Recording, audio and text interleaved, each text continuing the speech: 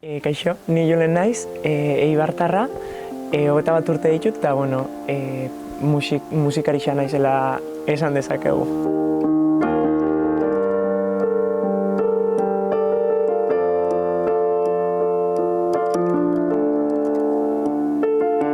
Musikarekiko lehenengoko kontaktua gineban txikitatik, apunta nintzalako musika eskolan, eta bai koruan, bai instrumentuetan egon nintzalako txikitatik, baina gero adibidez ja proiektura begira, Julen proiektua begira izan zen, nik esango neban, karrerako lehenengoko urtean, pixkat aldatzen dozula zure bizitza, pixkat pasatzen zarela, hori, batxilergotik unibertsitatera, ezagutzen dozu jende berrixa, eta hor, nire inguruko jendian gaitxik, erabaki neban, proiektu bat aurrera taratzia, nekan kantu gutxirekin, eta hortxe gabiz. Pixkat bidea, nik uste danona nahiko igualtxua dela, batzuk sorte gehiago dake, beste batzuk ezain beste, baina azkenean lana da. Lehenengoko egunetik lana inbiozu dana lortzeko, bai kontzertuak, bai kontaktuak, bai aukera basoze grabatzeko. Adibidez nik grabaune ban estudio baten lehenengo kantu bat oindala aspaldi, eta hori ordaindu behar izan eban, egon nintzalako urte bete lehenu hau, ez dakinun jotzen, edo trikipoteuetan, edo dakize, eta dirua lortzen, hori lortzeko ez, azkenean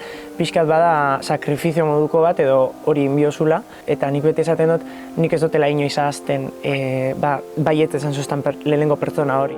Zikarak sentitzen ditut pentsatzean, nire barnean jarraitzen dutela,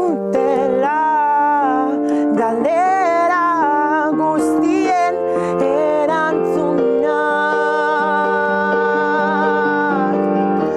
Zikarak sentitzen ditut pentsatzean nire barnean. Ointxe momentuan, gabiz grabatzen EP izango dan gauzatxo bat, batzuk berrixak beste batzuk ez, eta genekaun gura hori ez azkenean zozen benetan grabatzeko estudio baten. Zer dakauna publikauta da zuzeneko kontzertuak eta lako gauzak oso guai dago gala, baina, klaro, azkenean gauza landu bat, bada estudio baten itxen dozuna, denporakin ezakize, kantak grabatziaz aparte pixkat iruditegi bat sortzeko, ez azkenean ze izango dan Julen edo ze nahi dugu bebai transmititu. Nik uste dut, eta bebai nire karreran gaitxik asko ikasasi dutela, dana kontestualizatzen, ez?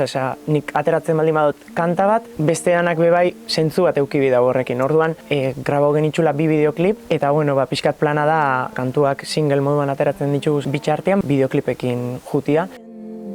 Erantzuna.